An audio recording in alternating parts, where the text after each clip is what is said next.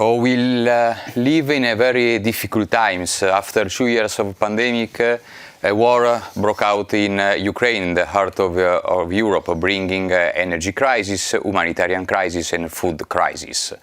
In this very volatile world, very unstable world, the European Union also needs to find a new partner, a new stable ally. And which country, if not Israel, that demonstrate to be a stable country in a very difficult area and to be a proper partner also during difficult time. So we will discuss today in this European report program the relationship between EU and Israel. And today we are our guest, Lukas Mandl, a member of the European Parliament from Austria. Welcome. Thank you for having me. And welcome back, Tomas, Sandell, European Coalition for Israel. So let's start with Mr. Mandl. Last week, the President of the European Parliament, Metsola, visited Israel and spoke also in front of the Knesset, the Israeli Parliament. And in 2 weeks' time, also Ursula von der Leyen will go to Israel. What changed? What happened that Israel is becoming a very attractive area, a attractive state for the visit of a high-level officer of the European Union? Thank you again for having me. Well, what you just have explained is the thing that should be the normal, actually. Yeah. And what we experienced during these last weeks is a very positive development. Roberta Metsola, as the President of the European Parliament, speaks on behalf of the people of Europe, of the European Union citizens, because the Parliament is the citizens' house, and of course also the visit of the Commission's President, of Commissioner Vaheli several times, and especially the exchange of parliamentarians who represent the people from different sides. I have the privilege to head the Transatlantic Friends of Israel, which is an interparliamentary group here in the European Parliament. This is all of utmost importance.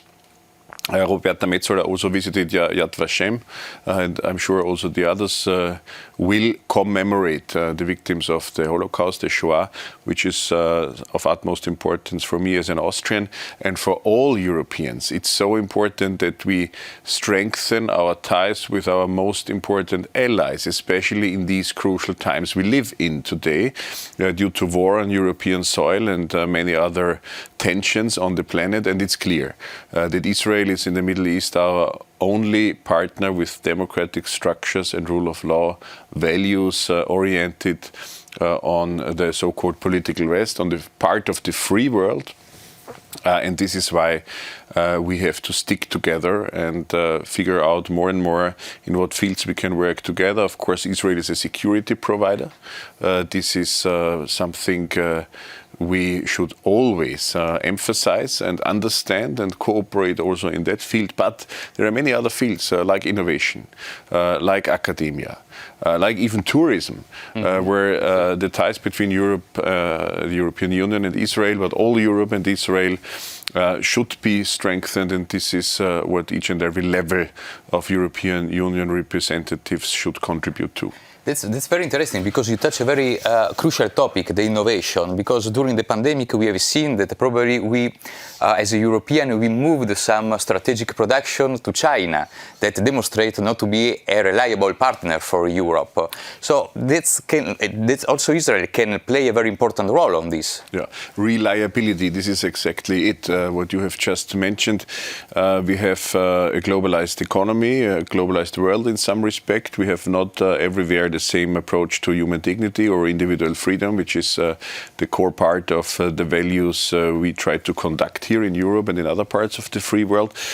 So reliability in these connections all over the world is so important that obviously over many decades Israel has been a reliable partner in that field. And what we seek for as European Union, as you have mentioned, innovation and outsourcing, what we seek for is what's called strategic autonomy, which is not only a military thing, it's not only a security thing, but for the most part, it's a question of supply chains. It's a question of being able to help oneself during a crisis, as we had the pandemic, as we have war now, as we face unfortunately probable hunger crisis, starvation in fall and winter. We have to prepare for that and for the things that will be caused by that, like a new migration crisis from Northern Africa. This is of utmost concern at the moment, and for all these issues, nobody is able to help himself or herself alone. We have to act jointly with reliable partners, and Israel is in all these fields a truly reliable partner. Thank you very much. Very interesting. So we have seen that Israel is considered a reliable partner. A lot of high-level EU officers are visiting Israel, but there is something that I still have some doubts, because the EU-Israel Association Council has not been renewed. Why so? What's the future of the EU-Israel Council? Yes, well, thank you again for being on the program and to be together with Lukas Mandl. We have to say, as we discuss EU-Israeli relations, that there are few partners inside Europe which is as reliable, to use that word again, as Austria. So we have many reasons to be grateful, not only for the work of Lukas Mandl here in the Parliament, but for the excellent relations in Vienna. So thank you. But why are there still then pockets of resistance and problems? Because I think Lukas Mandl explained the situation, the added value of why we should strengthen our relations with Israel. It's a no-brainer. And I think that the EU is still a little bit stuck in the past, and it so happened that I had a very interesting discussion earlier today at the European External Action Service, and the language that you keep hearing on and on again is the language of the last not only 20 years but 30 years. And I told the official at the External Action Service that, listen, we have to rethink, things have changed, not only in the last 20 years, but in the last few years. It's a completely new Middle East. The world is changing, again with the current crisis and everything that will come out of it. And we have to be innovative. So obviously, the answer to your question, if you ask an official here in Brussels, is to say that this is linked to the progress of the peace process. But then again, this was, of course, the general perception also in the Arab world. But if the Arab countries, such as the Gulf countries and others, were able to overcome and see that the separate peace was not only in Israel's interest, but in their interest, I think the EU should be the first one to realize that now is time to not to make this condition on anything, but just to say, listen, we need you. We need to strengthen our relationships, full stop. And the Association Council, of course, is a very symbolically, but also practically, a very good expression of this trust and commitment to strengthening those relationships. And do you think this council will be renewed at one moment, or still stuck? Well, let's put it this way. Yesterday, I was very optimistic, but after having had this conversation at the External Action Service and hearing the thoughts from certain, I would still call it pockets of resistance within the EU, I am perhaps less hopeful, but we have to take into consideration that Czech will have the EU presidency now for the next 6 months, and that should be a unique opportunity with, and again, apart from Austria, we often talk about Czech as one of the historically strongest friends of Israel. So I think that there is, in Prague certainly, but in other capitals, a hope that finally we could have this breakthrough. Let's really hope that this will be the case. So there is some resistance here in Brussels on strengthening the relationship with Israel. There are some champions. We'll name one or the other in a second. And unfortunately, as we can see, there is some resistance, because otherwise we would already have not only again reconvened the Association Council, but we would also already have a new association agreement, because the association agreement with Israel is very much outdated. It was before the severe crisis of our times, before the finance market crisis, before the migration crisis when it comes to Europe, before the pandemic, before the war on European soil now, before this understanding of digitalization and artificial intelligence we have now, before the era of so-called hybrid warfare and disinformation and foreign interference, as we call it in the European Parliament. So there are so many fields we would have to cover with a new association agreement with Israel that it's really, really timely to convene. The Association Council, Vahili, for example, the Commissioner for Neighborhood, is very much in favor. I appreciate that. I support him parliamentarily as a commissioner who is responsible here, and the Czech presidency really can be of help in order to make it happen. But obviously there always have to be some champions who push things forward in order to push them through in the end. But why there is this resistance? Well, that's something that should really be asked to the ones who are resistant. This program, many other deliberations, formats for us, really strengthen the friendship, strengthen the ties, underline the importance of Israel on a global scale. We have so many fields where Israel is let's say, faster and quicker than some European Union member states, like what's really close to my daily work, the recognition of the Republic of Kosovo. Kosovo is the youngest state of Europe. Kosovo is clearly part of the political West. Kosovo is now threatened, also, let's say, in the larger framework of this terrible war on European soil. And it was Israel that recognized Kosovo before 5 still remaining member states of the European Union who are reluctant to recognize the youngest European state: Greece, Cyprus, Romania, Slovakia, and Spain. We really have to draw the attention on the wall on such Israeli behavior, which is really more in the interest of Europe and the Europeans than sometimes the one or the other behavior of member states of the European Union. That's very interesting. A member of the European Parliament, Mandl, said something extremely important that needs to be updated, especially the war against the disinformation, the foreign interference. And there is a country also that plays a role into Europe, and it is Iran. And probably from Israel we can learn some lessons about that, no? Yeah, absolutely. But bringing up the issue of Iran, I'd like to make a point also in a broader sense of EU policy in the region.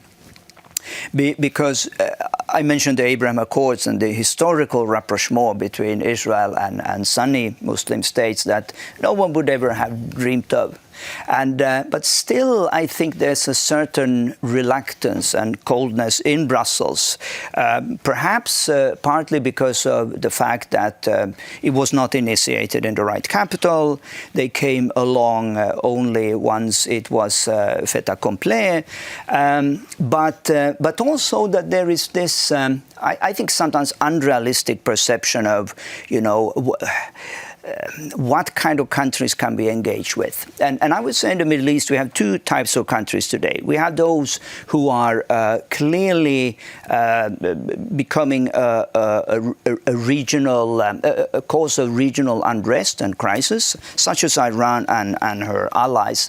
And then we have others who are, going on the path of peace, but also on a path of greater respect for human rights and religious freedom and under fundamental rights. Of course, they are not Sweden or Finland at this point, and they will not be in any foreseeable future. But they are on the right path. And I know from the Emirati side, for example, that they were deeply hurt that the EU, for example, would not engage in the in Dubai in the World exhibition that they just completed. So I think that the EU should be more generous in a way in encouraging this type of development, and not to say, well, listen, you're still not on the same standard as we are in Europe, therefore we cannot encourage or engage with you. And at the same time, they should be more firm to those countries that are really really proactively threatening the peace in the region. And there, on the other hand, I think the EU has been, rather gracious with the Iranian regime and say, well, we need to engage with them, and we need to look at the positive sides. So is this a sort of double standard? In some ways, it's a double standards, and I think. Again, I think there are two developments in the world at the same time. One that is going in the right direction. It might be slow, and there is another one which clearly is confrontational, is aggressive, and where Israel is at the very core of what they dislike and hate the most. And I think for the EU, and you mentioned, Lukas, Mandl, that we are a community of values, and in this respect, Israel is part of this international community. It should not be difficult to pick sides and say that, hey, listen, Israel is our natural ally, and we should. There should be no if and when and how, but to say we need Israel, and we should acknowledge and celebrate Israel in Europe in a much stronger way. Do you agree? I agree. I guess it's clearly the case that the Iranian behavior is unacceptable when it comes to Israel, when it comes to anti-Zionism, which is part of anti-Semitism and something that must remain unacceptable in each and every sphere and on each and every level. When you look at the region, Hezbollah, Hamas, the various terrorist organizations who threaten not only Israel, but the whole idea of the political West, of the values, before mentioned values, democracy, rule of law. There were some steps forward in the last years in some member states, like Germany and Austria, by the way, condemning, for example, Hezbollah in its entirety as a terrorist organization. Just imagine, in my philosophical view, a terrorist organization which would claim to have also a political arm is even more dangerous than one without a political arm. So what would that be to make it, to distinguish here? It was a wrong approach in the past, and we have to ban. It's a wake-up call. Also, this war on European soil is a wake-up call. We have to ban each kind of let's say, hatred, hate ideology, nationalism.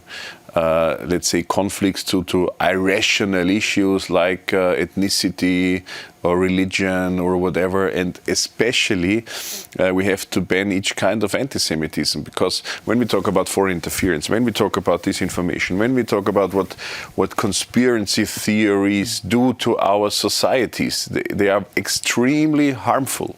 They divide us, they divide even families, friendships, they Absolutely. Cause division in our societies.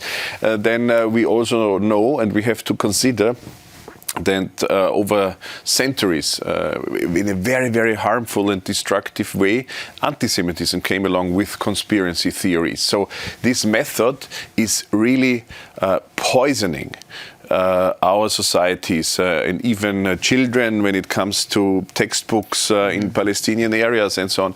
So, or in let's say, Palestinian communities. This is it, what we have to confront, as we have all to see this picture in its entirety in order to confront the causes of these issues. Especially now also with the social media. The social media plays a very important role in the spreading of the anti-Semitism. I think that nowadays, once probably we would be able to fight in a more traditional way, because you know that sometimes the Palestinian Authority, for example, they are financing some books that they spread anti-Semitism. And so, somehow, in a very traditional way, you could have act. But now the social media is even more difficult, is even more challenging for the European Union to act. But being very self-critical as a European Union, we at least can stop each and every kind of funding for such releases like textbooks or education cards or whatever is there. But of course, social media is in some way, it's also good. It has some good aspects for our societies and individuals. But of course, it's also a little like made for spreading conspiracy conspiracy theories, and this is extremely harmful. But Marco, if I may, because your comment reminded me about a comment back in Helsinki, and sadly our government has not been the most helpful in terms of Palestinian education. And the official that I spoke with, and I said, listen, there are real problems in Palestinian education, and Finland is playing a key role. And then she answered and said, but young people today, they don't really care what's in the school books. They care about social media. So I think social media obviously is very important, but school books, which are authorized by the government of the respective state. Just imagine you are taught by your teachers, your role models. You form your worldview. It's not something you're doing, in a dark room on the internet. But these are authorities, official channel, let's say. Absolutely, and this makes it so serious that for the last more than 25 years that the European Union has allowed for this poison to spread in a way in Palestinian textbooks and also financed in various ways. What I wanted to say, because I've been around now for 20 years following these developments, and it's easy to become negative and critical, but I would say that I never seen these relations as in such a positive light than I do right now.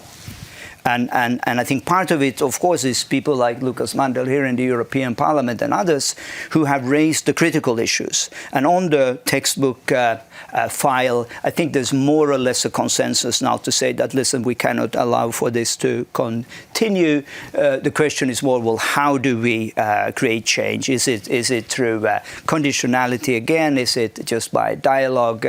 And others will have to decide.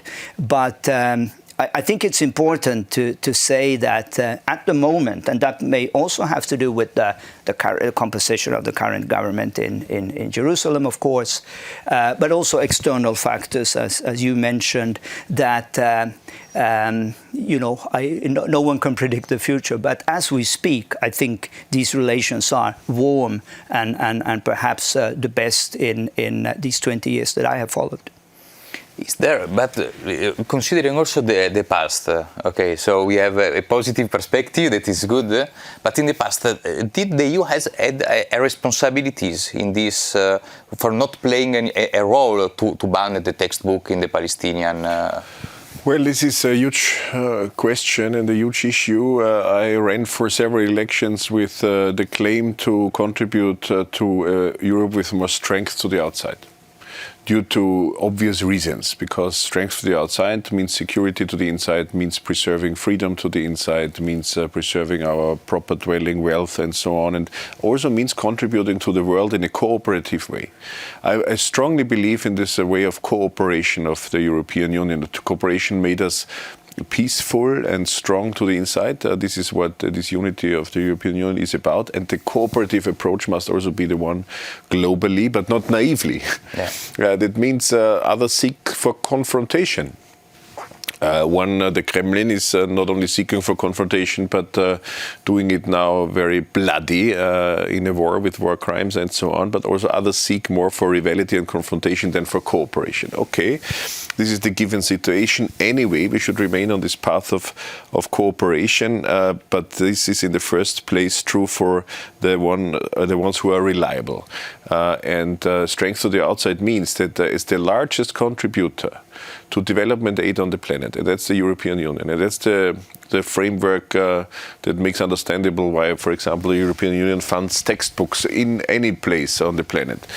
But being the largest contributor to development aid must also mean that we use this leverage not for selfish interests, but that we use this leverage for the values we believe in and the values we present to the planet. And that means that, of course, funding for development aid can never mean to fund textbooks with hatred. Just imagine where children are educated with hate.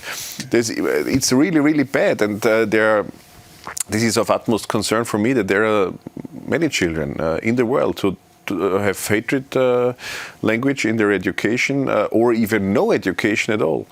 I have been to Syria a few weeks ago, and I understood to UN officials and Red Cross officials there are 2.5 million young people, children in Syria without schooling at all. So just imagine what that means for the next generation. We are trying to preserve peace and freedom and to achieve peace where it's not given. But in some places, children grow up, become youngsters, become adults, and without education, they don't have much opportunities. And then in the next generation, we will again see, hopefully not, we have to work against that, but we have the risk that we will again see violence and so on, terrorism. So we really, really have to do our utmost to provide development aid. This is, let's say, the conclusion of it, but with a positive meant political leverage to contribute to the values. With a special focus in the next generation, I totally agree. I was personally as well in Syria, and I remember that some psychologists told me that there have been children, they grow up seeing public torture, violence every day, and without no education, they will grow up with a different mentality. So there is a need for the European Union probably to step in and to fight, because in certain environment also there is the spread, as we said before, about the anti-Semitism, the spreading of anti-Semitism in school, in the textbooks, etc. And this will be the next leaders of the future, and we cannot allow that the leaders will be anti-Semitic.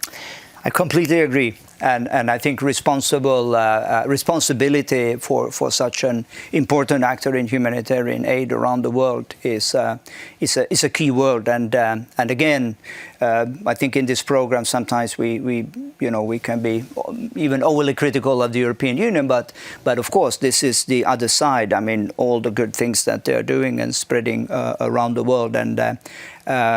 But the equation is quite simple. I mean, Israel is a partner in this tikkun olam, as they say in Jewish tradition, healing the world. And this is my hope, and I know that Lukas Mandl shares that hope, that Israel and the EU would become even closer. So, with this hopeful sentence, we finish this European Report edition for this month. Thank you very much, Lukas Mandl and Tomas Sandell, for this extremely interesting discussion, and see you next month. Thank you very much.